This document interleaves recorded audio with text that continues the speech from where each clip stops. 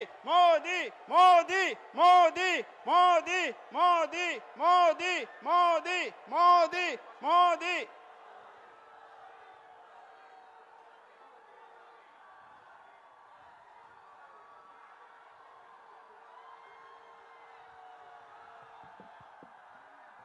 বলুন ভারত মাতা কি, ভারত মাতা কি। আমাদের মধ্যে আমাদের মাননীয় প্রধানমন্ত্রী, আমাদের কুচবিহারের সবার প্রিয় মোদিজি চলে এসেছেন। মোদিজির জন্য ভারত মাতা কি। এবার আমি বক্তব্য রাখার জন্য অনুরোধ করছি আমাদের সবার প্রিয়, আমাদের কেন্দ্রীয় নেতৃত্ব এবং নির্বাচন যে কমিটি, সেই কমিটির আহ্বায়ক আমাদের মুকুল রায়কে আমি বক্তব্য রাখার জন্য অনুরোধ করছি। ভারত মাতা কি, ভারত মাতা কি। আমি একটা কথা বলি, এবার ভোটে জিতবে কে, এবার ভোটে জিতবে কে। ডাইনে কে, বাঁয়ে কে, উত্তরে কে, দক্ষিণে কে। আমার এই ধৃষ্টতা নেই যে মোদিজি মঞ্চে বসে থাকবেন আর আমি বক্তৃতা করব, এই ধৃষ্টতা আমার নাই। তবু দু চারটে কথা আপনাদের বলি। কুচবিহার জেলার আগামী 11 তারিখের ভোট। কুচবিহার জেলার উন্নয়নের জন্য ভারতীয় জনতা পার্টির প্রার্থী নিশীথ প্রামাণিক এবং আলিপুরদুয়ারের প্রার্থী জয়ন বাল্লার সমর্থনে এখানে এসেছি। আমাদের এই রাজ্যের নির্বাচনের দায়িত্বপ্রাপ্ত কৈলাসজি, অরবিন্দ মেননজি সবাই এখানে রয়েছেন, আমি নাম বেশি করছি না। আমি শুধু আপনাকে প্রধানমন্ত্রীকেও সামনে রেখে বলতে চাই, এই জেলার যিনি রিটার্নিং অফিসার কৌশিক বাবু এবং এই জেলার পুলিশ সুপার অভিষেক গুপ্তা, আপনারা পারলে আপনাদের গায়ের উর্দিটাকে খুলে ফেলে দিন। আপনারা এইখানে দাঁড়িয়ে এই সভা করার জন্য যে নোংরামি করলেন, সেই নোংরামি কিন্তু মনে রাখুন। অভিষেক গুপ্তা, আমিও 10 বছর রাজনীতিতে থাকবো, তুমি কত বড় এসপি আমরা দেখব। আগামী 11 तारीखे वोट कुचबिहार अलीपुरद्वार का प्रत्येक का आदमी आपका वोट आपका देगा है। हमारा ये इलेक्शन कमीशन के मांग है, सब बूथ में सेंट्रल पैरामिलिट्री फोर्स देने होगा। ये पंचायत चुनाव में ये डीएम जिला शासक थे, 70% आसन में कोई नामांकन करने नहीं सका, 70,000 आदमी वोट देने नहीं सका। ये चलेगा नहीं, ये चलेगा नहीं, ये चलेगा नहीं। भारतीय जनता पार्टी इस बार आप लोग सुन लीजिए, नरेंद्र मोदी जी 350 से ज्यादा आसन लिए प्राइम मिनिस्टर बनेंगे। और ममता जी 19 का दिसंबर महीना जाएगा नहीं, आपका गवर्नमेंट खत्म हो जाएगा।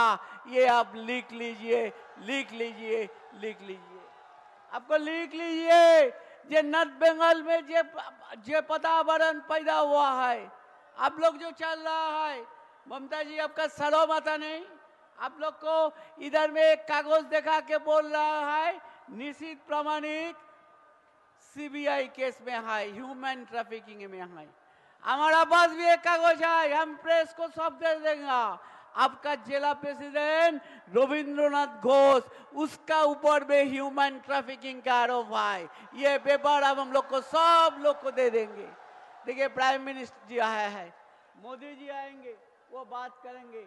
इसलिए हम आपको से अभी माफी मांगता है, हमें हमारा बात अभी इधर खत्म कर रहा है।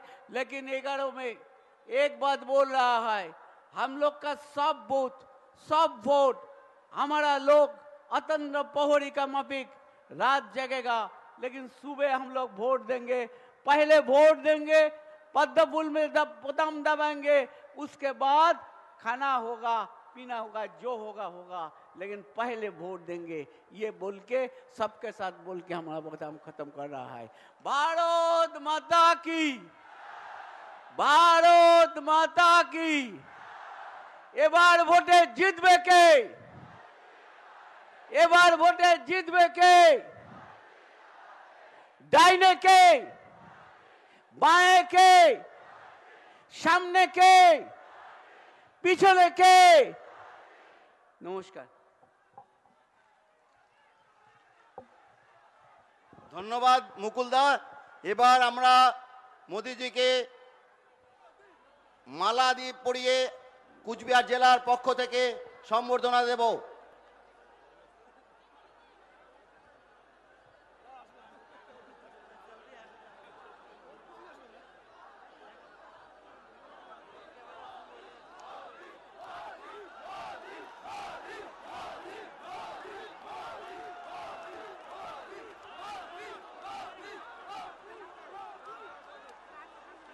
জোরে বলেন ভারত মাতা কি। মোদিজির জন্য আরো জোরে ভারত মাতা কি। এবার আমাদের পরম পূজনীয় কুচবিহারের মানুষ, অর্থাৎ কুচবিহারের গুণী মানুষ, কুচবিহারের সবার প্রিয়, সবার মনের মানুষ, সেই প্রতিকৃতি পঞ্চানন বর্মার প্রতিকৃতি আমরা আমাদের জেলার পক্ষ থেকে উনাকে উপহার দেবে।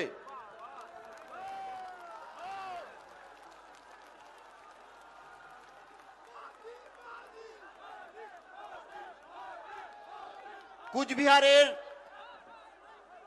বাদ্যযন্ত্র, দোতরা, শাল এবং শীতল পাটি দিয়ে মোদিজিকে সম্বর্ধনা দিচ্ছেন কুচবিহারের প্রার্থী নিশীথ প্রামাণিক।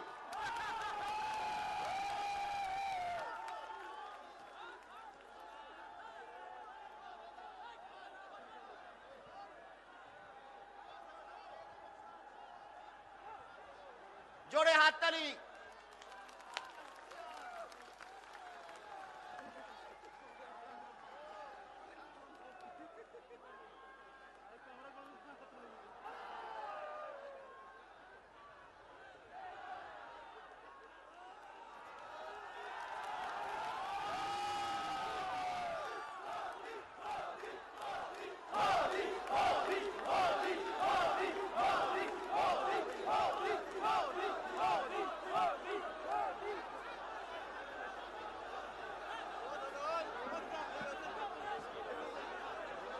ভারত মাতা কি। এবার মোদিজিকে আপনাদের সামনে বক্তব্য রাখার জন্য অনুরোধ করি। বলো মোদিজি।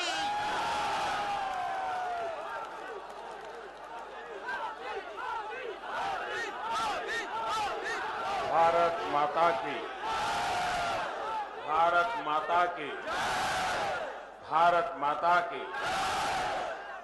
मंच पर विराजमान भारतीय जनता पार्टी के सभी वरिष्ठ नेतागण, पश्चिम बंगाल भारतीय जनता पार्टी के वीर बहादुर सभी कार्यकर्ता और इस चुनाव में पश्चिम बंगाल के आन बान शान के लिए जी जान से जुटे हुए हमारे सभी उम्मीदवार और हम सबको आशीर्वाद देने के लिए आए हुए इतने विशाल जनसागर को मेरा नमस्कार। कुछ बिहार एवं उत्तर बांग्लार सकल भाई और बनेदेर के आमार शुभेच्छा। আপনারা কেমন আছেন?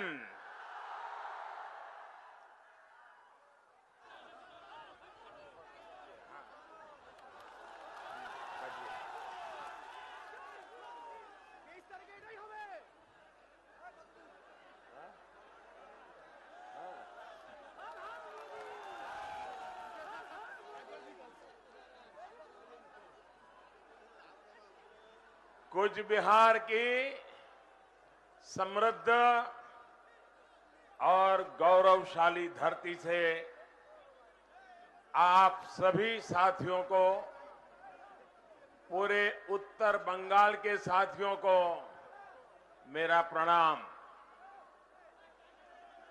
राजवंशी समाज की इस धरती और उनके गौरवमय इतिहास को भी मैं नमन करता हूं। कूच बिहार में अनुकूल ठाकुर जी के भी बहुत अनुयायी है।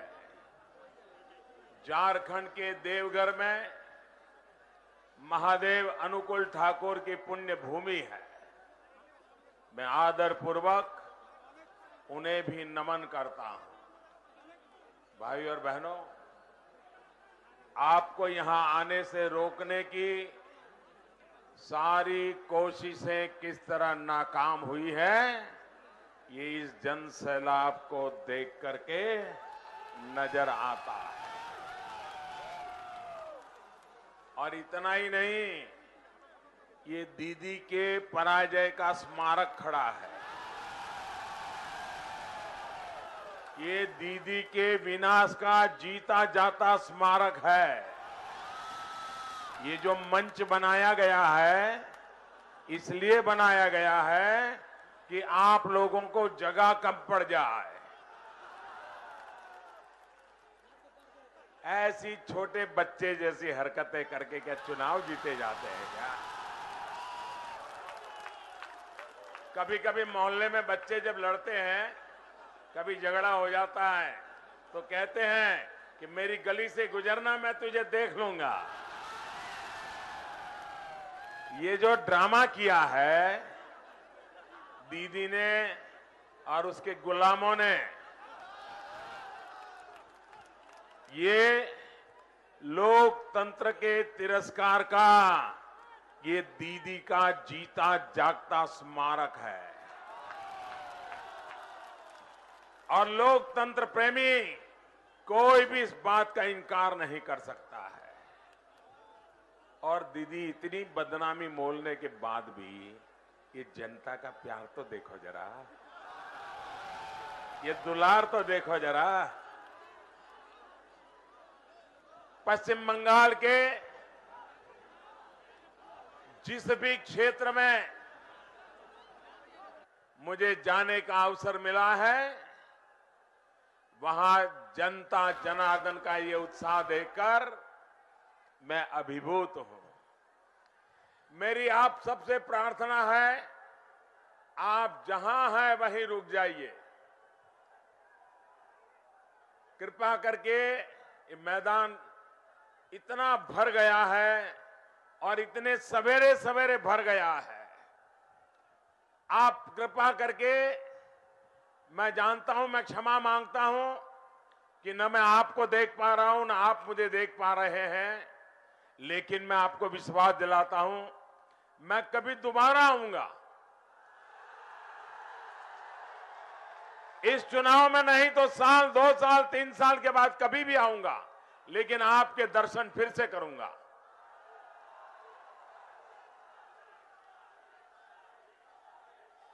लेकिन अभी आप जहां हैं वहां रुकिए, आगे आने की कोशिश मत कीजिए।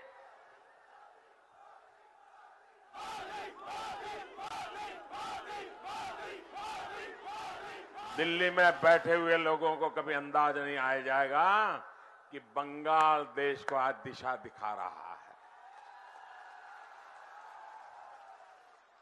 नीचे रखिए, पीछे दिखता नहीं है, नीचे रखिए। हाँ, मोदी को नीचे रखिए। नीचे रखो भाई, मैंने देख लिया, आपने बहुत अच्छा काम किया। प्लीज इसको नीचे रखो, पीछे परेशानी हो रही है लोगों को। आपका इतना प्यार है कि मेरी जिम्मेवारी बढ़ती चली जा रही है। भैया आप नीचे आइए, कहीं गिर जाओगे तो दीदी मेरे नाम पर एफआईआर लिखवा देगी। आप नीचे आइए भैया, प्लीज उनको नीचे ले लीजिए। देखिए, आपका नुकसान होगा वो मेरा नुकसान है।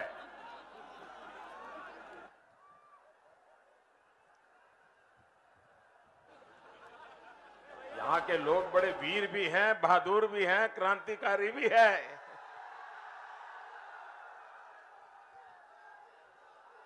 भाई और बहनों, आप ये जितना मोदी मोदी करते हैं ना, उतना ही किसी की नींद उड़ जाती है।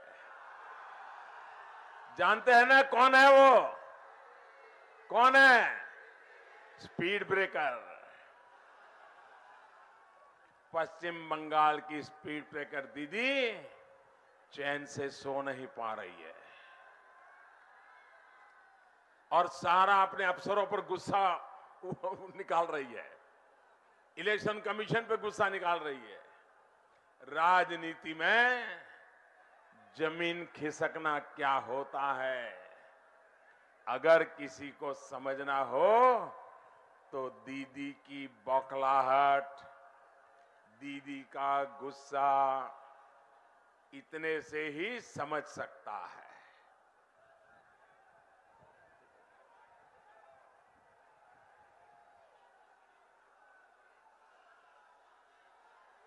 मुझ पर आजकल गालियों की जो बौछार हो रही है, चुनाव आयोग पर वो जिस तरह भड़क रही है, उससे भी पता चलता है कि दीदी कितनी डरी हुई है। ये सब उनके डर की निशानियां हैं। भारतीय जनता पार्टी के पक्ष में इस लहर ने दीदी को आईना दिखा दिया है। साथियों, आपका ये उत्साह दिखाता है कि पश्चिम बंगाल ने ठान लिया है कि अब दीदी के शिकंजे से खुद को आजाद करना है। साथियों, आपकी जो भावना है, देश की ही भावना आपके अभिव्यक्त की है, आज इसी चौकीदार पर देश को इसलिए इतना विश्वास हुआ है क्योंकि लोगों को लगने लगा है नामुमकिन भी अब मुमकिन है। नामुमकिन भी अब गरीब से गरीब के पास भी अपना बैंक खाता, अपना रुपए डेबिट कार्ड होगा। ये कभी नामुमकिन लगता था, लेकिन अब मुमकिन है। अब गरीब से गरीब की रसोई में भी गैस पर खाना पकेगा, ये भी पहले नामुमकिन लगता था, लेकिन अब भारत में टेलीफोन पर बात करना लगभग मुफ्त हो जाएगा और इंटरनेट दुनिया में सबसे सस्ता हो जाएगा। ये भी नामुमकिन लगता था, लेकिन अब ये भी मुमकिन लगता है। साथियों, बांग्लादेश के साथ जमीन समझौता दशकों से लटका हुआ था। कूच बिहार के लिए ये कितना महत्वपूर्ण था, इस समझौते पर कभी अमल होगा ये भी नामुमकिन लगता था, लेकिन ये भी मुमकिन हुआ। इसके बाद केंद्र सरकार ने कूच बिहार के विकास के लिए सैकड़ों करोड़ रुपयों की परियोजनाओं को मंजूरी दी। इतना ही नहीं, भाई और बहनों, भारत कभी आतंकवादियों के घर में घुसकर मारेगा। आतंकवादियों को घर में घुसकर मारेगा, ये भी नामुमकिन लगता था। लेकिन अब ये भी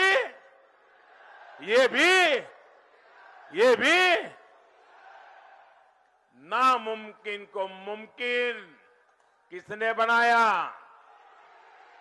नामुमकिन को मुमकिन किसने बनाया? नामुमकिन को मुमकिन किसने बनाया? जी नहीं, मोदी जी ने नहीं बनाया, ये आपने बनाया है। आपके एक वोट ने बनाया है, आपके आशीर्वाद ने बनाया है। कुछ बिहार और पश्चिम बंगाल के आप सभी साथियों ने आपके सहयोग के कारण नामुमकिन को मुमकिन बनाया है। भारत की ये नई रीति और भारत की ये नई रीति, मेरे प्यारे कुछ बिहार के नौजवानों, ये आपको पसंद है? ये आपको पसंद है? माताएं बहनें, आपको पसंद है? जो काम ये चौकीदार कर रहा है उससे आप संतुष्ट हैं? चौकीदार के कदमों से आप सहमत हैं? मुझे और आगे बढ़ना चाहिए, और ज्यादा करना चाहिए। आपके आशीर्वाद बने रहेंगे। भाइयों और बहनों, 2014 से पहले आए दिन आतंकवादी हमले होते थे। वो कहां से आते थे? कौन उनको भेजता था? ये तब की सरकार को भी पता था। लेकिन हमारे जांबाज सपूत तब की सरकार से बदला लेने के लिए बार बार कहते थे। एक के बाद हमारे जवान शहीद होते जा रहे थे, कदम उठाने के लिए मांग कर रहे थे, लेकिन सरकार के कदम फैसला लेने से पहले ही डगमगा जाते थे, कांपते थे।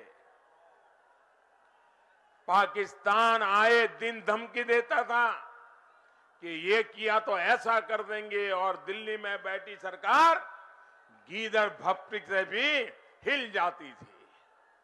लेकिन जब से आपने दिल्ली में इस चौकीदार को बिठाया है, अब कोई गीदड़ भपकी से नहीं डरता। नया हिंदुस्तान अब अपनी सुरक्षा के लिए आतंक के आकाओं को घर में घुसकर मारने के लिए तैयार बैठा है। लेकिन साथियों, मजबूत होते भारत से कुछ लोगों को कष्ट हो रहा है। जब भारत अंतरिक्ष में महाशक्ति बन रहा है, तो दीदी को ये भी परेशान करता है। जब भारत आतंक पर शक्ति दिखाता है, तब दीदी को इससे भी मुसीबत होती है। अब दीदी इतनी परेशान है कि दिन रात एक ही बात कर रही है, मोदी हटाओ, मोदी हटाओ, मोदी हटाओ, मोदी हटाओ।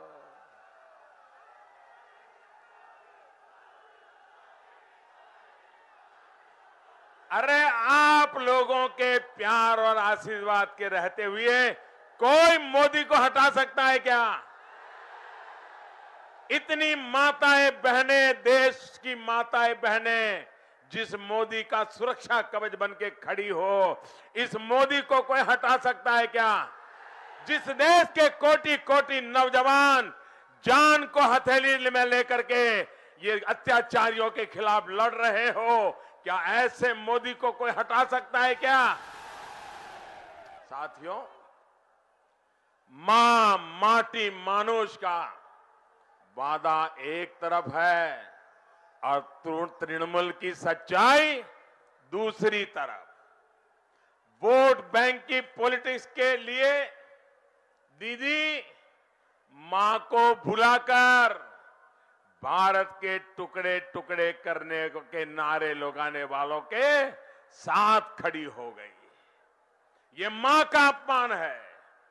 आपने राजनीतिक फायदे के लिए घुसपैठियों को बचाकर दीदी ने माटी के साथ भी विश्वासघात किया है। पश्चिम बंगाल के लोगों को टीएमसी के गुंडों के हवाले करके उन्होंने मानुष की सारी उम्मीदें तोड़ दी है, उसका जीवन मुश्किल में डाल दिया है। भाइयों और बहनों, दीदी अब ऐसे लोगों का साथ दे रही है जो भारत में 2 प्रधानमंत्री चाहते हैं। क्या भारत में 2 प्रधानमंत्री होने चाहिए? एक हिंदुस्तान में, एक जम्मू कश्मीर में, ऐसी कल्पना आप कर सकते हैं? अरे दीदी, ये आपके साथी चिल्ला चिल्ला करके कह रहे हैं कि भारत के 2 प्रधानमंत्री होने चाहिए। देशवासियों को पता होना चाहिए, बंगाल की धरती को पुनः स्मरण होना चाहिए। इसी बंगाल की धरती का एक सपूत, इसी बंगाल की धरती का एक लाल, जिसने एक प्रधान, एक निशान, एक विधान के लिए अपना बलिदान दे दिया, वो डॉक्टर श्यामा प्रसाद मुखर्जी इसी बंगाल की धरती थी। देश की एकता, अखंडता के लिए ये 2 प्रधान के सपनों को चूर करने का काम ये बंगाल की धरती के वीर बेटे ने किया था। और दीदी, आप उनके साथ बैठी हो, ये बंगाल का अपमान है कि नहीं है? ये देश के बलिदान का अपमान है कि नहीं है? वीर शहीदों का अपमान है कि नहीं है? दीदी ने मोदी विरोध में अपने ऐसे साथियों पर भी चुप्पी साध ली। भले ही देश में अराजकता क्यों न फैल जाए, भले ही हंगामा क्यों न खड़ा हो जाए, दीदी को कोई फर्क नहीं पड़ता है। साथियों, दीदी पर आपने बहुत भरोसा किया था, लेकिन उन्होंने आपका वो भरोसा चकनाचूर कर दिया है। पश्चिम बंगाल में बुआ भतीजे की जोड़ी इस महान धरती को गुंडों, घुसपैठियों, जानवरों और इंसानों की तस्करों, टोलाबाजों, इनका गढ़ बनाने पर ये जोड़ी तुली हुई है। हालात ये है कि लोगों की आस्था पर भी स्पीड ब्रेकर लगाने का काम ये दीदी और उसके साथियों ने किया है। साथियों, विकास के काम में रोड़े अटकाने की दीदी की आदत ने आपका कितना नुकसान किया है, ये भी आपके लिए जानना जरूरी है। केंद्र की सरकार ने पश्चिम बंगाल के 1 करोड़ से अधिक गरीब परिवारों को 5 लाख रुपया तक के मुफ्त इलाज की व्यवस्था की है। यहां के 70,000 लोग आयुष्मान भारत से इलाज करा भी चुके थे, लेकिन स्पीड ब्रेकर दीदी ने इस पर ब्रेक लगा दिया है। साथियों, आपके इस चौकीदार ने कुछ बिहार सहित पश्चिम बंगाल के 70 लाख से अधिक किसान परिवारों के बैंक खाते में सीधे पैसे ट्रांसफर करने की योजना लागू की है, लेकिन दीदी ने उस पर भी ब्रेक लगा दिया है। भाइयों और बहनों, आपके इस चौकीदार का संकल्प है कि 2022 तक हर गरीब, हर बेघर के पास अपना पक्का घर हो, उसको झुग्गी से मुक्ति मिले, ये मेरा सपना है। इस काम के लिए पश्चिम बंगाल के गरीब परिवारों के गांव और शहर में लगभग 13 लाख घर ये चौकीदार की सरकार ने बना दिए हैं, लेकिन गरीबों के लिए घर बनाने की स्पीड भी दीदी ने धीमी कर दी है। भाइयों और बहनों, स्पीड ब्रेकर दीदी ने अगर केंद्र सरकार की योजनाओं को रोका नहीं होता तो आज बहुत सारी सुविधाओं का लाभ यहां के नागरिकों तक पहुंच गया होता। अब 2019 का ये लोकसभा चुनाव आया है, दीदी को सबक सिखाने के लिए पश्चिम बंगाल में जितना ज्यादा कमल खिलेगा, आपकी आवाज उतनी ज्यादा मजबूत होगी। आपके हक की लड़ाई उतनी ही ज्यादा आगे बढ़ेगी। जब दिल्ली में आपकी आवाज गूंजेगी तो बहुत दिन तक दीदी की मनमानी चल नहीं पाएगी। ये मैं आपको विश्वास देने आया हूं। दीदी को आपकी भलाई के लिए झुकना ही पड़ेगा। इतना ही नहीं, दीदी ने ये जो मलाई वाला रास्ता पकड़ा है, उस मलाई वाले रास्ते को भी छोड़ना पड़ेगा। साथियों, दीदी का असली चेहरा दुनिया के सामने लाना जरूरी है। ये धरती इतने सामर्थ्य से भरी हुई है, लेकिन वो पश्चिम बंगाल की संस्कृति को, यहां के गौरव को, यहां के नागरिकों के जीवन को तबाह करने पर तुली है। क्या दीदी ने आपको बताया कि क्यों पश्चिम बंगाल में 7वें वेतन आयोग की सिफारिशें लागू नहीं की जा रही है? क्या दीदी ने आपको बताया कि क्यों परीक्षा पास करने के बावजूद यहां के हजारों युवाओं की नौकरी पर ब्रेक लगा दिया गया है? क्या दीदी ने आपको बताया कि यहां के चाय बागानों में शिक्षा और स्वास्थ्य से जुड़ी सुविधाओं को रोकने का काम क्यों किया जा रहा है? साथियों, बगल में त्रिपुरा में भी कम्युनिस्टों ने, लेफ्ट वालों ने वैसे ही अराजक शासन चलाया जैसे यहां पश्चिम बंगाल में चला रहे थे। दोनों ही राज्यों में सामान्य जनता त्रस्त हो चुकी थी, बदलाव के लिए तड़प रही थी। जनता में से बदलाव की पुकार उठी थी।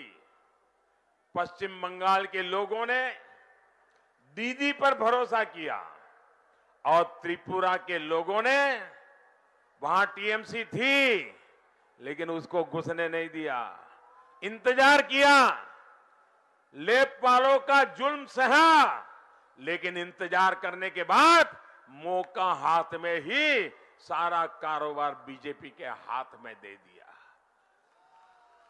ये बंगाल के लोग समझदार हैं।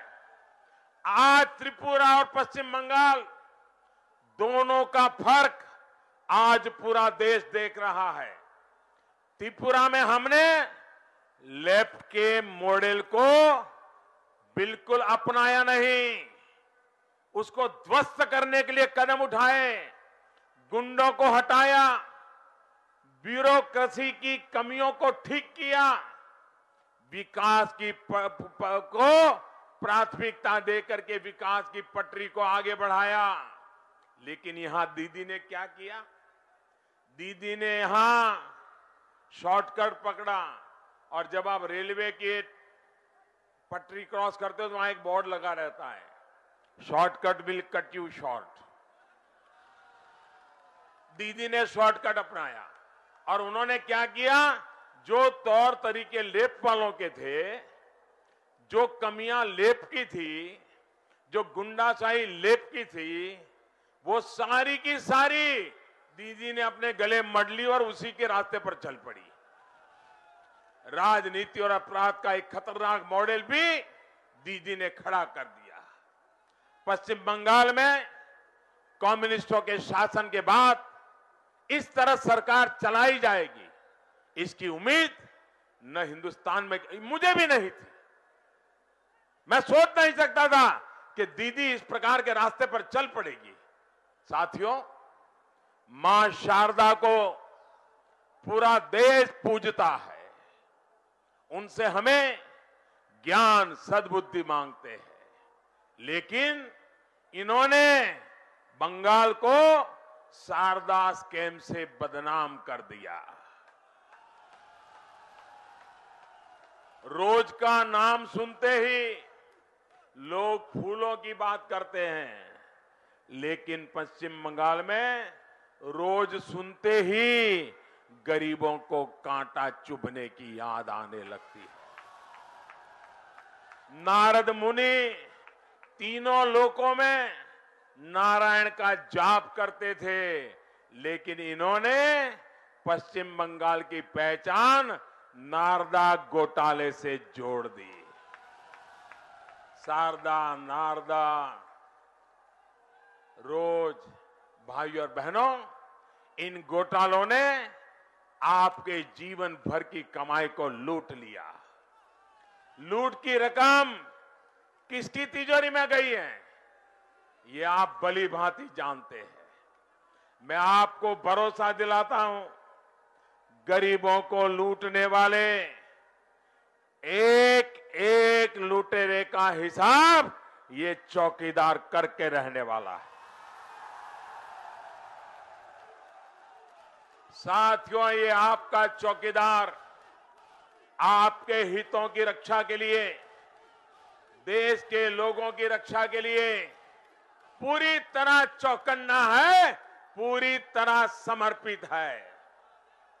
आपका ये चौकीदार घुसपैठियों की पहचान करने के लिए असम में एनआरसी लेकर के आया।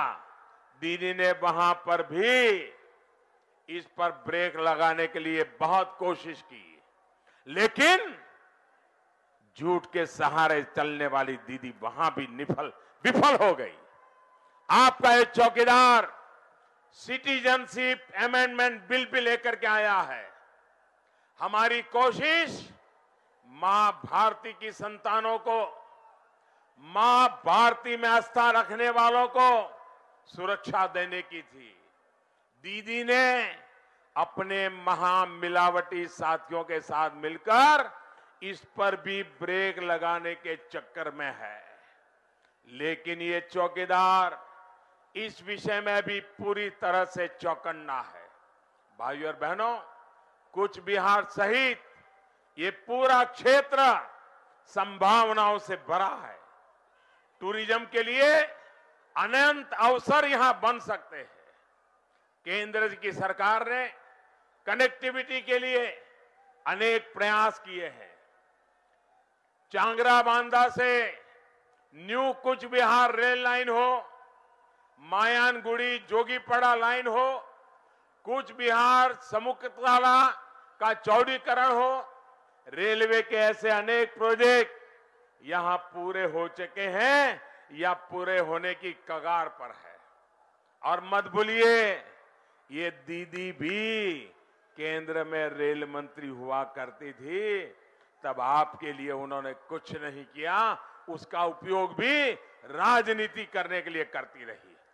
भाइयों और बहनों, हाल में जलपाईगुड़ी में कोलकाता हाईकोर्ट की सर्किट बेंच से भी आपको नई सुविधा हुई है। बीजेपी सरकार, एनडीए की सरकार यहां विकास के अनेक काम शुरू करना चाहती है, लेकिन जब तक गुंडागर्दी रहेगी, तस्करों का आतंक रहेगा, घुसपैठियों का दबदबा रहेगा और उन पर दीदी का आशीर्वाद बना रहेगा, तब तक यहां ना तो टूरिज्म का विकास होगा, ना ही उद्योग लग पाएंगे और ना ही बेटियां सुरक्षित हो पाएगी। भाइयों और बहनों, इतने दशकों बाद पहली बार मानव तस्करी के विरुद्ध कड़ा कानून ये चौकीदार की सरकार ने बनाया है।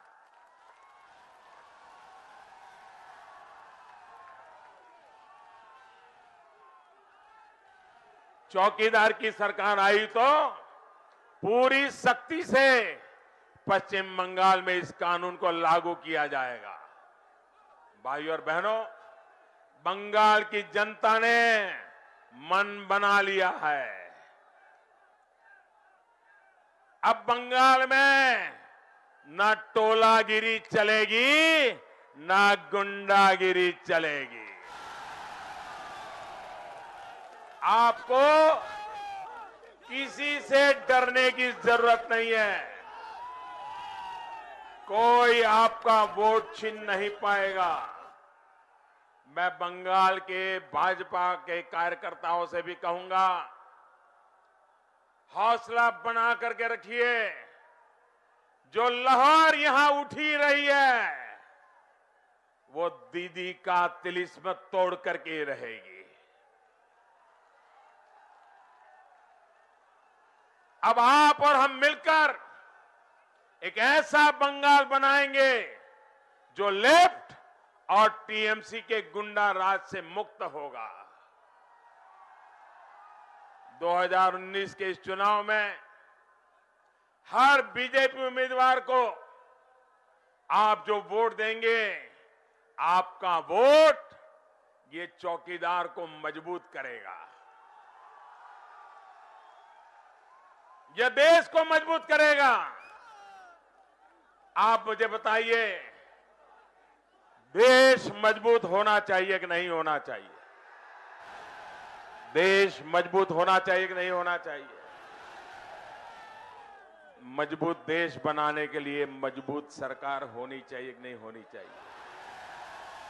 मजबूत सरकार के लिए मोदी को मजबूत करना चाहिए कि नहीं करना चाहिए? आप जब कमल के निशान पर बटन दबाओगे ना, तो आपका वोट सीधा सीधा मोदी के खाते में जाएगा।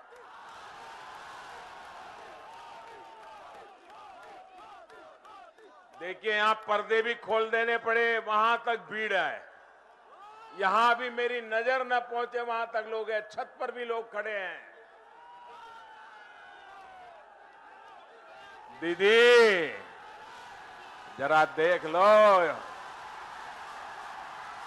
और दिल्ली में बैठे लोग भी जरा देख लो, ये कैसी लहर चल पड़ी है।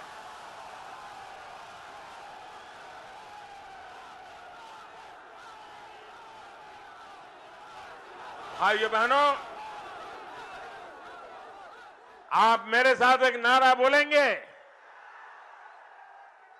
दीदी की नींद उड़ गई है, फिर भी जोर से बोलेंगे। मैं कहूंगा मैं भी, आप कहेंगे चौकीदार। मैं भी, मैं भी, मैं भी, मैं भी।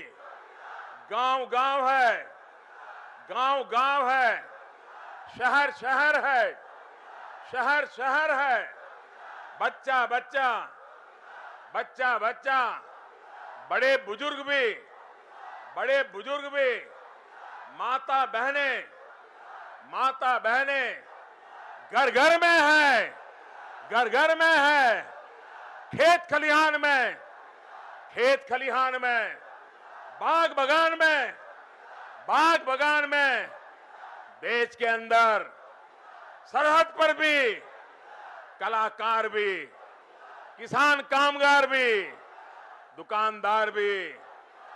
आपका ये प्यार, 125 करोड़ देशवासी चौकीदार, इस मंत्र के साथ आगे बढ़े।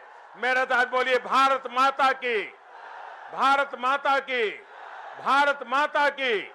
बहुत बहुत धन्यवाद।